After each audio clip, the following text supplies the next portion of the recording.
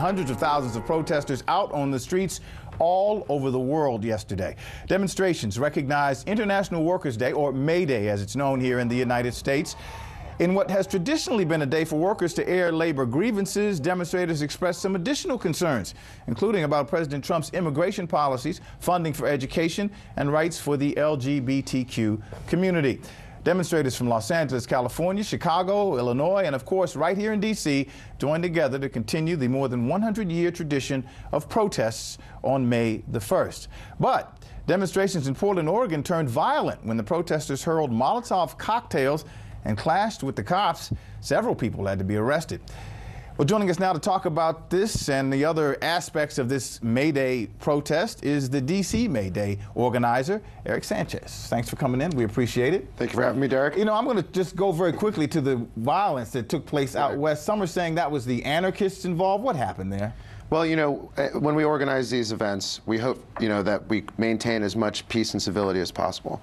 Obviously, there are always some counter groups that come in and, you know, I can think back to when we were trying to enact healthcare legislation. I was working on the Hill at the time, and members of the Tea Party were there, and they were spitting on members of Congress and things of that nature that weren't necessarily acts that were condoned by the organizers. And, you know, these acts are certainly unfortunate and something that obviously the organizers don't get behind. All right. What was the message you wanted to get out in the peaceful marches here and in other cities? That's right. Yeah. Well, you know, I think, and these May Day actions have been happening, obviously, for years. But this year it took a special meaning in the event of, you know, the first 100 days of Trump's presidency and, you know, the ICE raids that have been happening, the refugee ban. And so, you know, I feel like immigrants all across the country are kind of living at edge right now. And I feel like yesterday we came together, you know, as workers, allies, other groups to say that an attack on one is an attack on all. You know, there is a sense there's two sides to this argument. One says, look, if you're a blue-collar worker, immigrants are not your friends, especially illegal immigrants, because they're driving down wages and taking your jobs. Then there's others who say the two are being pitted against each other by the corporate class, so to speak. Well, I think no matter what side you're taking or what solution you believe in, we can all agree that our immigration system is failing. We have 11 million undocumented workers right now, and we have undocumented workers that are being exploited by employers who, you know, will pay low wages, among other things.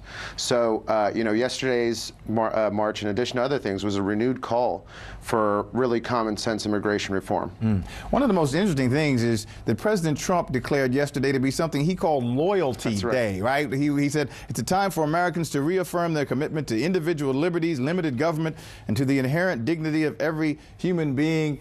It was odd. I've never heard of such a thing. Well, I didn't see any Loyalty Day activists yesterday here in Washington or anywhere around the country. So. Were you concerned at all, though, what that seemed to be speaking to?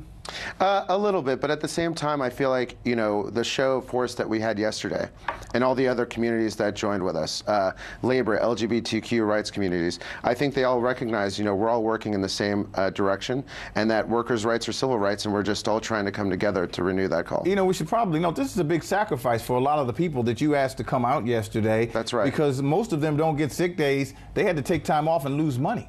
Well, you know, we were happy and really rejoiced to see that there were a number of employers who decided to close their shops and operations, particularly a lot of small businesses here in Washington. We had those community members join us yesterday as well.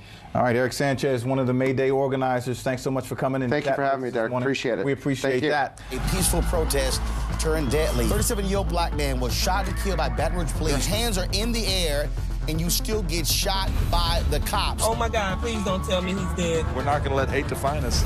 Race is a big part of this. If truly all lives matter, then all lives need to matter equally. What we require is action. What we require is accountability. We understand that black lives do matter, and we will keep focused on this issue. NewsOne Now, every weekday morning at 7 on TV1.